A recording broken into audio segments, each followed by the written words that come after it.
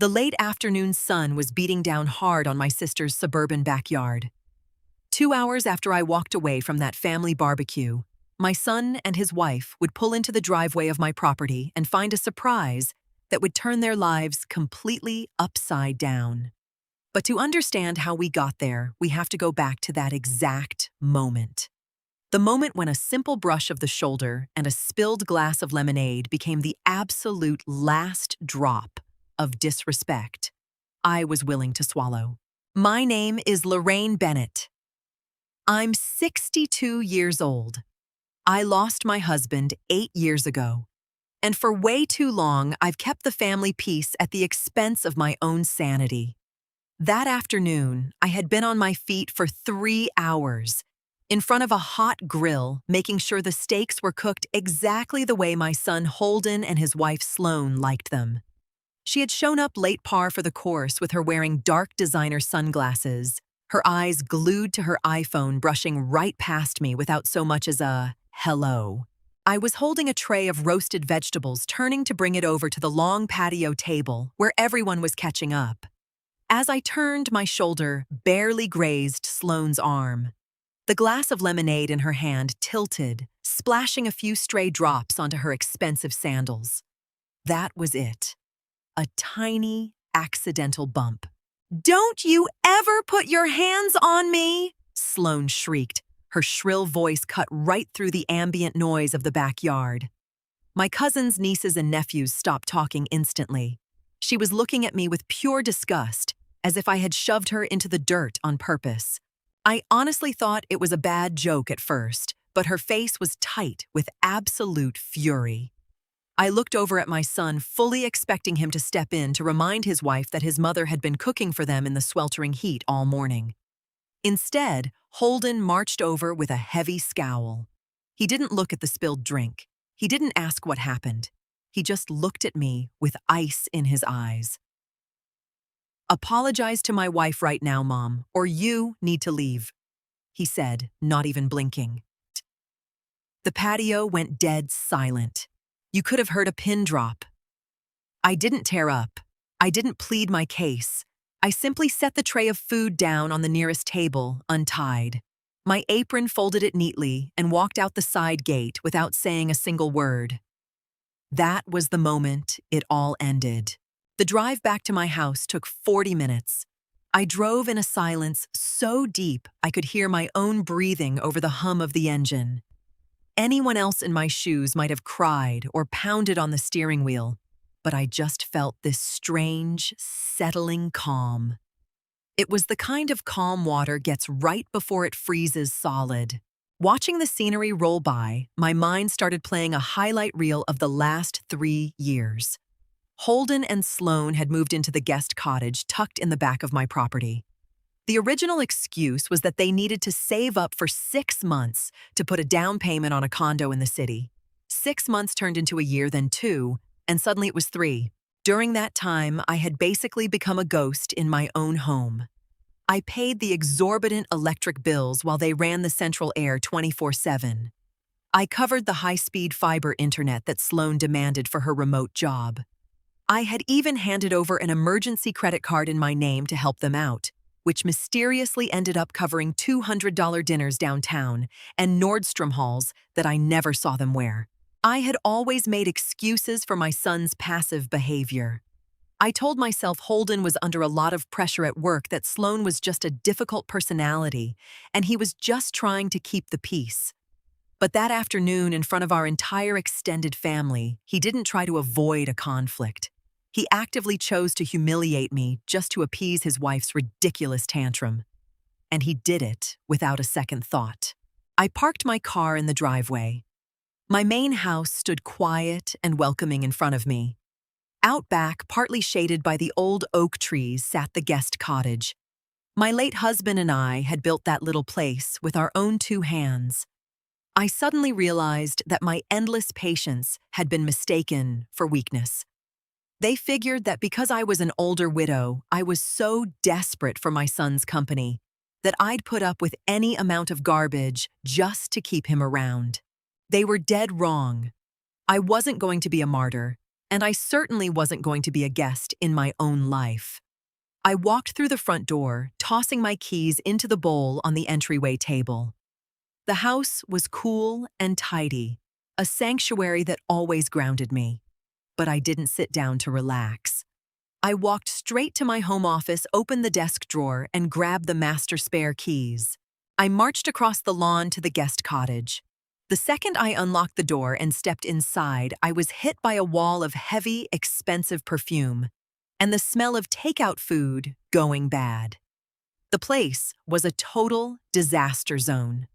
Clothes I had bought for them were slung over the sofa, empty Amazon boxes were piled high in the corner, and a mountain of crusty dishes clogged the sink.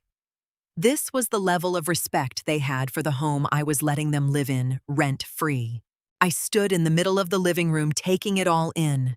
I wasn't even angry anymore. I just felt a razor-sharp clarity. I'd spent 3 years pretending we were a happy, functional family, but the ugly truth was literally scattered all over the floor. They were using me. I was nothing more than a convenient ATM and a safety net that didn't require any maintenance or respect. My daughter Audrey, who lives about 3 hours upstate and has always been fiercely independent, had warned me about this for years. "Mom, you're enabling them. They walk all over you," she'd tell me on our Sunday calls. I'd always brush it off, saying I just needed to be patient, that family takes care of family. Lord, I was so naive. I marched over to my garage, grabbed 3 rolls of heavy-duty black contractor bags, and pulled down a stack of moving boxes I'd saved. I walked right back to the guest cottage with purpose. I wasn't going to wait for them to come home so we could hash it out. I wasn't going to demand a fake apology they didn't mean. I was taking back what was mine, starting with my property. We were way past talking. It was time for action. I started in the bedroom. I didn't break anything, and I wasn't tossing their belongings onto the lawn like some melodramatic soap opera. I was methodical and clinical. I folded Sloane's dresses, boxed up her absurdly expensive shoes, and packed away her makeup. I threw Holden's clothes into the contractor bags. Every single item I packed felt like a heavy weight lifting right off my chest. I worked non-stop for 2 solid hours. I cleared out the bathroom cabinets, gently wrapped their MacBooks in towels so they wouldn't get scratched, and boxed them up. Everything they owned was carried out and stacked neatly on the cottage's front porch, safely tucked under the wooden awning so it wouldn't bake in the sun. Once the place was completely empty, I went back to the garage and grabbed my late husband's toolbox. He had taught me how to handle basic home repairs, and swapping out a deadbolt was child's play. Screwdriver in hand, I took off the interior plate of the cottage's front door. I pulled out the old lock cylinder, the one they had the keys to, and slid in a brand new one I'd bought at Home Depot months ago for the back door, but never got around to installing. I tightened the last screw and tested the new key. The mechanism turned with a satisfying, heavy click. The door was secured. Nobody was getting back in without my explicit permission. I stood in the grass, admiring the barricade of boxes and black bags, taking over the porch. There was a deep, soul-level satisfaction in doing the physical labor myself. I didn't need to scream. I didn't need to make a scene in public. My boundaries were now literal, made of metal and wood, and locked up tight. I walked back to the main house, washed my hands, and put the kettle on for some Earl Grey tea. I set up my laptop on the kitchen island. The heavy lifting was done, but I still had to sever the invisible strings that were draining my livelihood. I logged into my online banking and clicked over to the credit card accounts. There, it was the authorized user card in Holden's name. The current monthly balance was hovering around $2,500, easily more than what I spent on groceries in an entire quarter. With 2 quick clicks, I hit Report Lost/Stolen and selected Close Card Permanently. The screen flashed a confirmation box. I clicked Confirm. Next, I pulled up my auto insurance portal. I'd been footing the bill for Holden's SUV ever since he got into a fender bender and complained his premiums had skyrocketed. I called the 1-800 number, verified my social, and dropped his vehicle from my policy effective immediately. The rep asked if I was absolutely sure. I told her I'd never been more sure of anything in my life. Finally, I typed my router's IP address into the browser. The guest cottage pulled its Wi-Fi from my main network via a heavy-duty range extender. I changed the admin password, renamed the network, and blocked the extender's MAC address entirely. If Sloan wanted to work on Monday, she was going to have to figure out how to use her own cell phone as a hotspot. I sat back on my kitchen stool and took a slow sip of my tea. It was wildly ironic how 3 years of subtle, relentless financial abuse could be completely dismantled in under 30 minutes with a laptop. I had absolute control over my finances and my home again. I didn't feel a shred of guilt. I just felt the immense relief of finally kicking off a pair of shoes that were 2 sizes too small. It was right around 8 p.m. when I heard the crunch of tires on the gravel driveway. Sitting in my dark living room with the lights off so they couldn't see me, I peeked through the blinds and watched them park near the guest house. They got out of the car, laughing about something.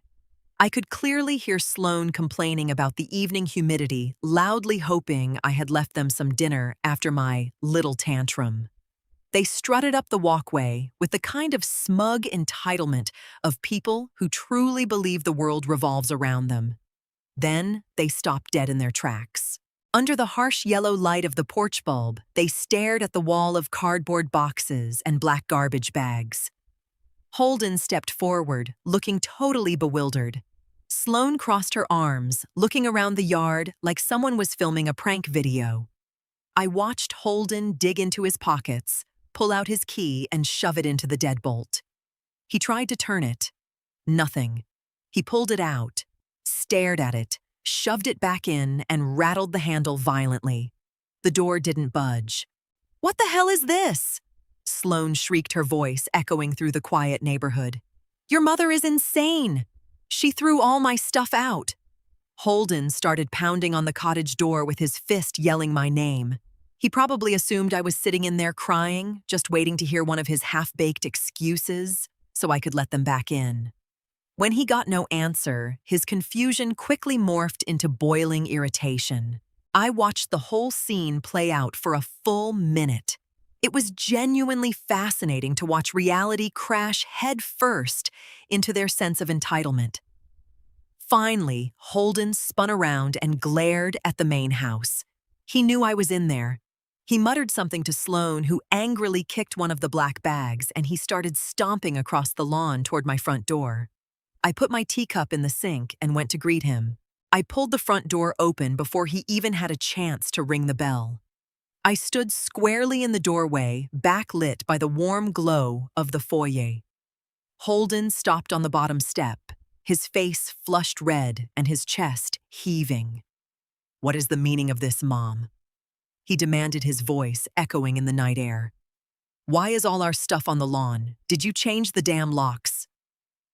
"You told me I needed to leave, Holden," I replied, keeping my voice incredibly even and flat. "At the barbecue, you made it crystal clear that I wasn't welcome, so I left. And now I'm asking you to do exactly the same thing." He blinked hard, completely thrown off guard. He clearly expected to find the meek, accommodating woman who always caved at the slightest hint of conflict. "It was an accident. Sloan was stressed out, and you blew the whole thing out of proportion. You can't just throw us out on the street in the middle of the night. This is our house." "No, Holden. This is my house." I corrected him, never raising my voice but sharpening every single syllable. "My property. The property that I maintain, that I clean, and that I pay the taxes on. You two were temporary guests for 3 years.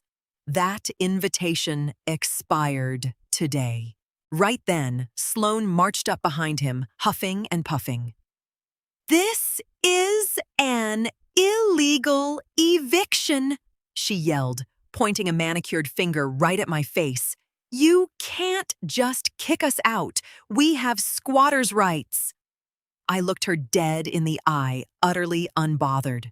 You can pack up your cars right now and find a hotel Sloan, or you can leave your things on my porch and come get them tomorrow.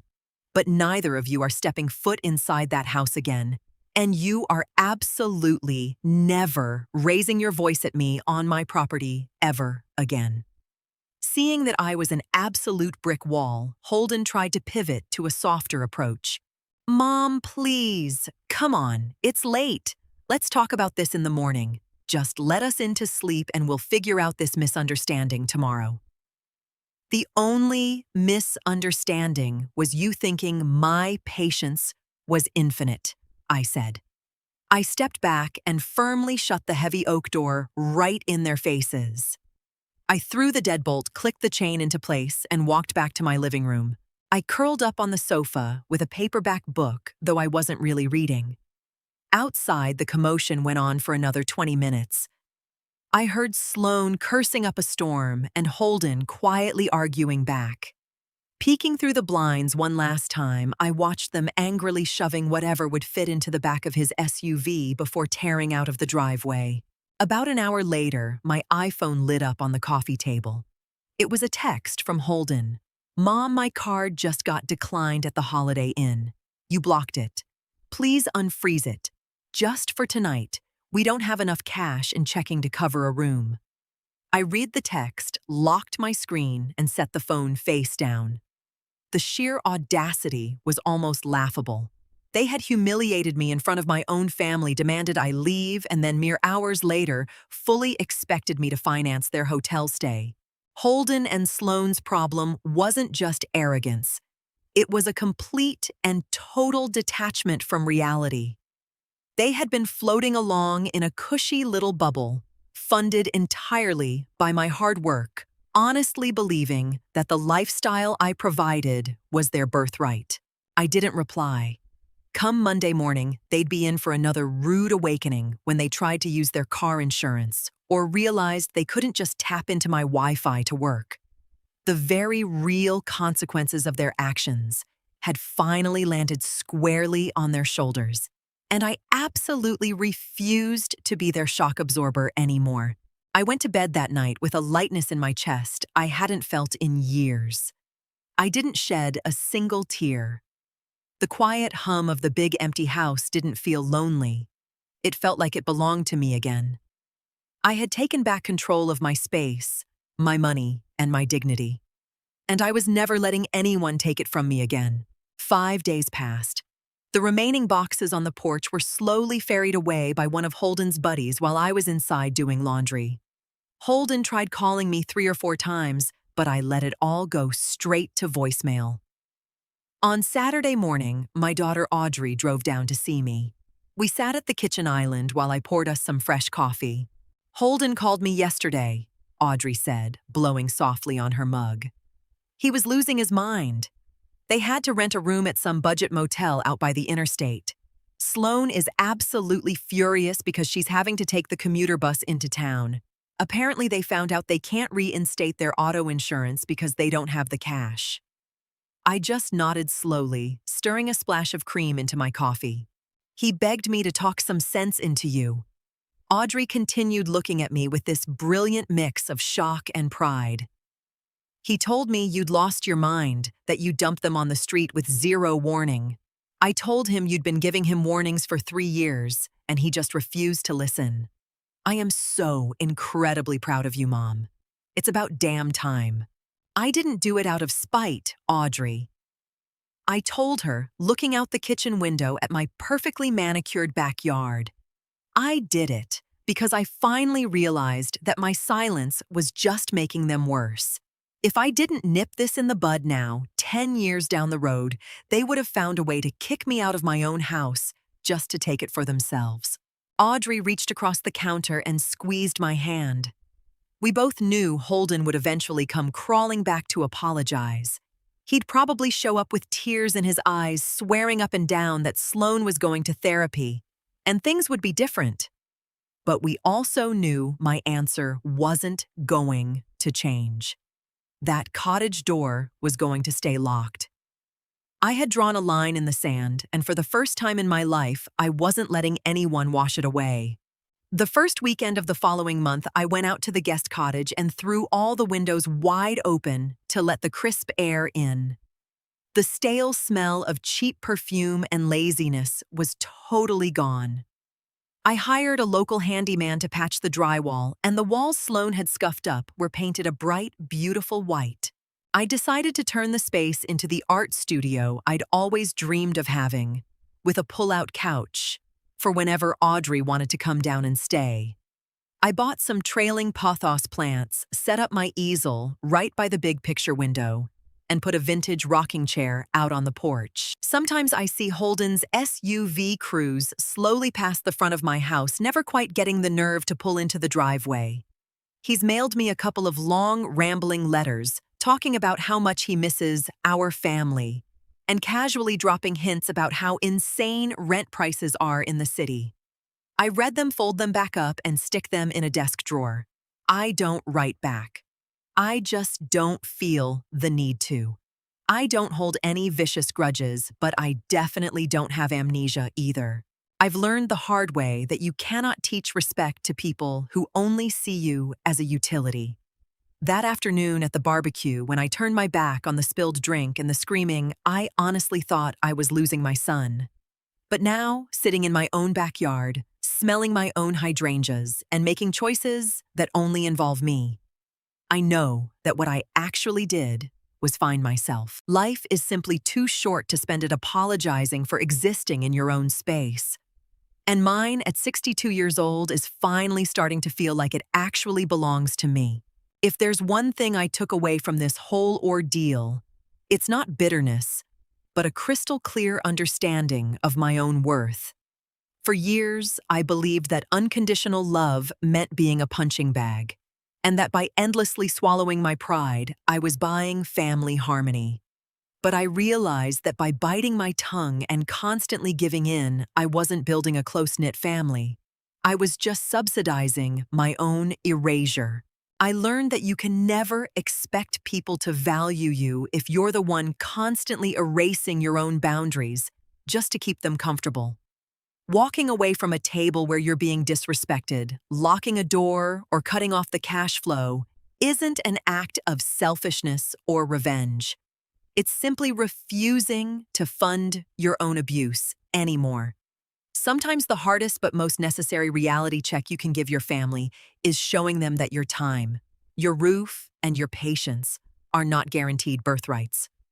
They are privileges that can only be kept through mutual respect.